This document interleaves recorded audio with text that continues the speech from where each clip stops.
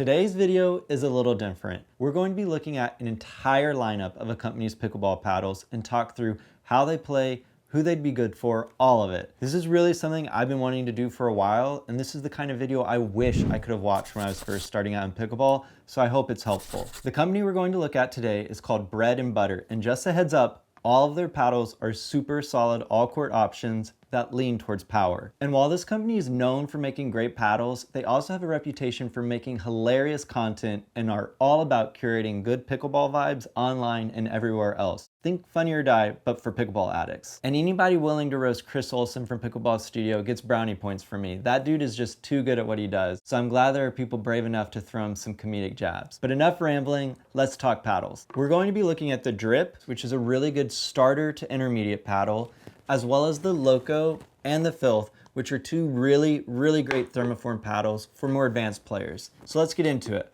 I want to start with my favorite paddle of the bunch, the Filth. Here at specs. The Filth has a Nano T700 raw carbon fiber surface. It's elongated, it's thermoformed unibody with perimeter edge foam. The core is polypropylene and it's 16 millimeters. The dimensions are 16.5 by 7.375 inches. The handle length is 5.5 inches. The grip circumference is 4.125 inches and the approximate weight is 7.6 to 8 ounces. And they do have a 30-day love it or return it return window, as well as a 6-month manufacturing defects warranty. And the price is $140.25 after you use promo code MatthewK for a 15% discount. And that is a super competitive price for this paddle. So this is a really good thermoform paddle. It's my favorite from the lineup because it feels super quick in the hands, especially for an elongated paddle. And I like that extra boost of power from the baseline you get with that extended length. And I want to really emphasize, I think this paddle is super maneuverable and plays very fast to the kitchen.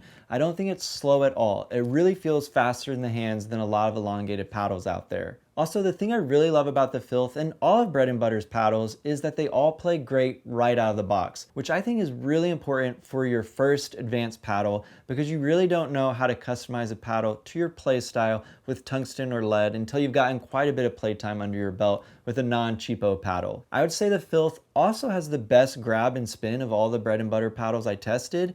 I know the Loco has the same surface, but that was just how I felt when I played with them back to back. So that all helps the Filth be really good in the control department. Dinks, drops, slowing things down is very easy, and it's not too poppy for me. It's just right. As for power, the Filth has plenty.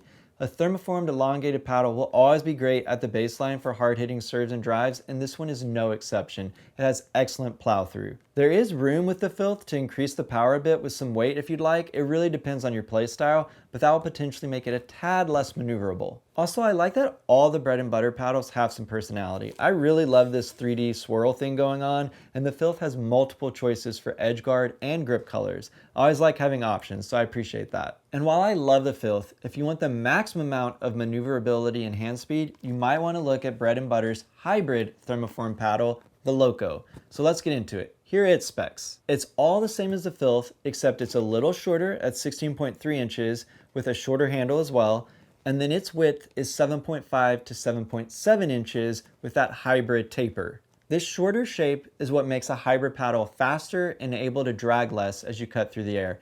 And then the Loco also seems to have a slightly lighter static weight range than the Filth, coming in at 7.6 to 7.9 ounces. And it's that same $140.25 price after using promo code MatthewK for that 15% discount, which once again is very competitive for this kind of paddle. Okay, I actually thought the Loco would be my favorite of the bunch because it has a similar shape and feel to the Vatic Pro Flash 16mm, which is a paddle I absolutely love. For me though, I found the Loco's spin and grab to be just a little bit less than the Filth's, and since I personally could maneuver the Filth so well and found it so quick, I could never find myself letting it go to pick up the Loco too much. Maybe I just prefer my paddles to be dirty over crazy, I don't know. But jokes aside, if you want a super fast paddle at the kitchen with this hybrid shape that's not too poppy, this is a great choice. As for power, I'd say the Loco sits between a Vatic Pro Flash 16mm and a double black diamond, so that's a really nice place to be.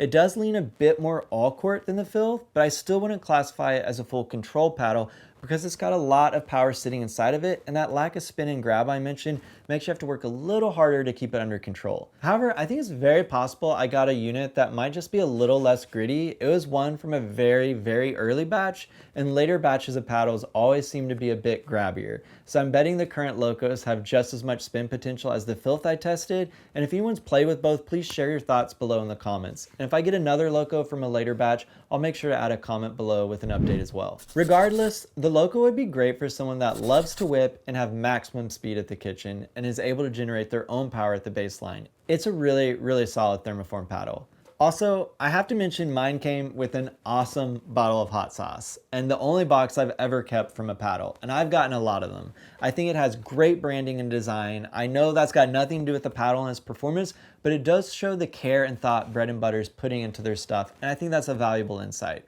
Okay, enough of the crazy. Let's get into the drip.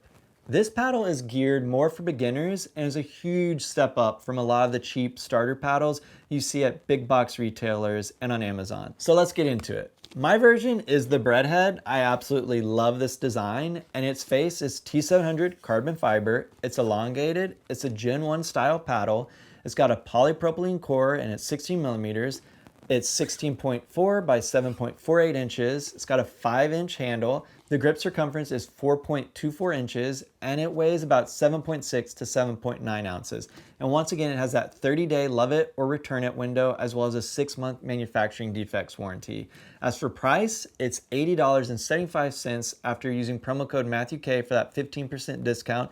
And once again, this is very competitive price. And real quick, I have to mention this paddle has a lot of different variations, so you could very easily find a look that suits you.